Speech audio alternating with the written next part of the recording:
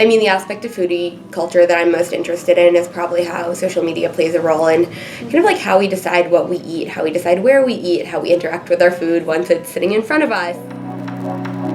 My heart continues to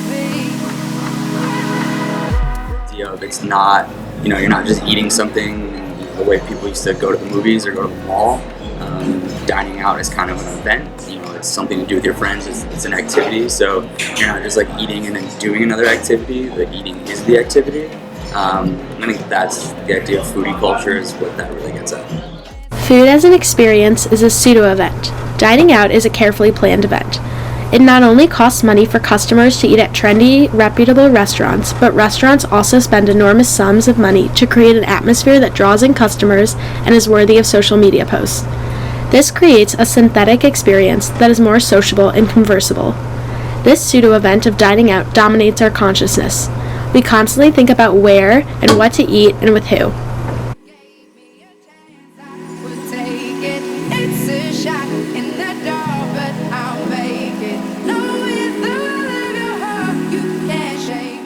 And depending what that situation is, you can kind of build an atmosphere around it. So no different than, you're going to a bar and you want music and drinks or whatnot. If you're doing that, you can build a restaurant to be the same way, where you're just sitting down and eating over those things, where it's still kind of the same experience that, depending on the music, depending on the noise, you get a different vibe, and it very much kind of builds into whatever that experience is.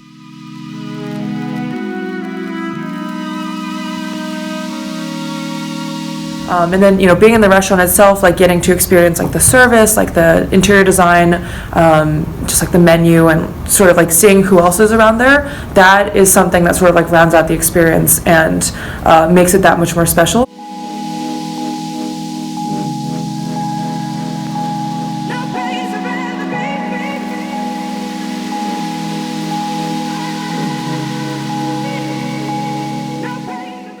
Social media can be a huge driving force in what people do, and there's a reason that restaurants now employ influencers, and they have an opening and they've got 20 different people that day say, hey, come in, take pictures, you have a following, we'll give you free food, we'll give you free drinks, because it works. I think that's why you start to see things that are often very kitschy that catch on, like avocado toast is a good one. It looks pretty, you get an egg that's kind of oozing out and it catches people's attention, so little things like that can kind of hook you and bring you in. The end theme of posting on social media is that millennials are consuming luxurious and trendy food, and thereby they are showing themselves partaking in foodie culture, and by doing so, they themselves are trendy and part of an elite class that is able to consume luxury foods like avocado toast. I had a kind of short-lived, maybe coming back to life, ice cream Instagram/blog. And I would go places that their scoops were pretty. And I would always tell the people scooping my ice cream, like, I have a blog, I'm going to be taking pictures of this, like, please make it pretty, don't make it drippy, don't make the sides falling off, don't crack the cone, like, all of that stuff.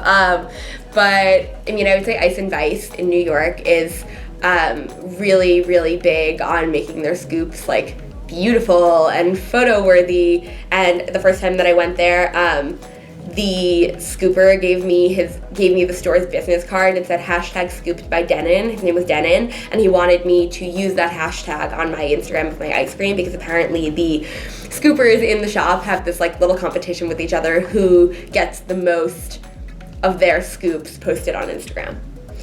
So it's even trickling down to the level of the people in like the food establishments knowing that what they're handing you is going to be is pretty much going to be posted. Starting there, I was writing reviews of like restaurants in Atlanta, where I'm from, and then when I came to college, I tried to start doing the same thing with like Evanston restaurants as well as like Chicago restaurants. And for me, it was like a really big deal and like like a huge hobby for me, just because I'm naturally really passionate about food. So getting to explore like a whole new city like Chicago and like getting to know it in like a food sense was really special and meaningful for me.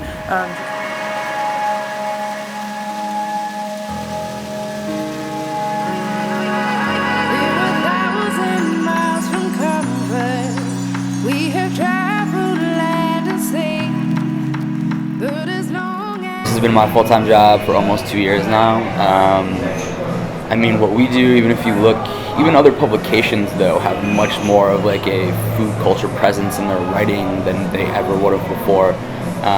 You have your traditional media, like, the New York Times has a reviewer, and, some even like here, Chicago Red Eye, they have someone who does that, but even them, and then places like Refinery 29 or, their websites have really expanded the kind of coverage of this whole food culture in general.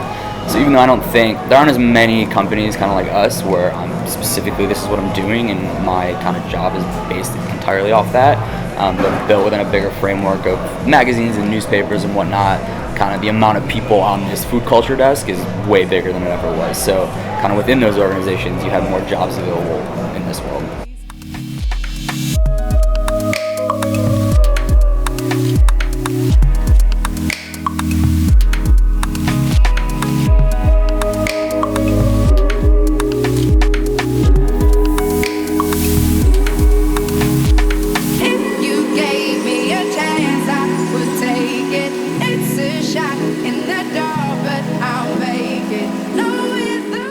What Chicago's about from a culinary aspect, you always think Chicago-style hot dogs, deep dish pizza, Garrett's popcorn.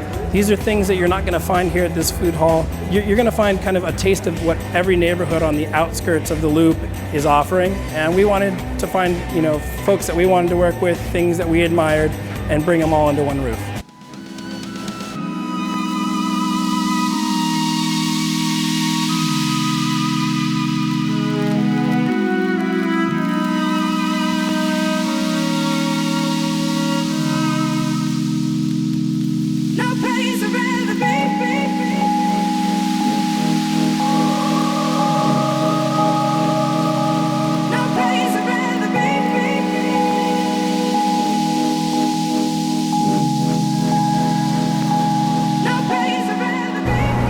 Food halls employ both environmental and institutional rhetoric.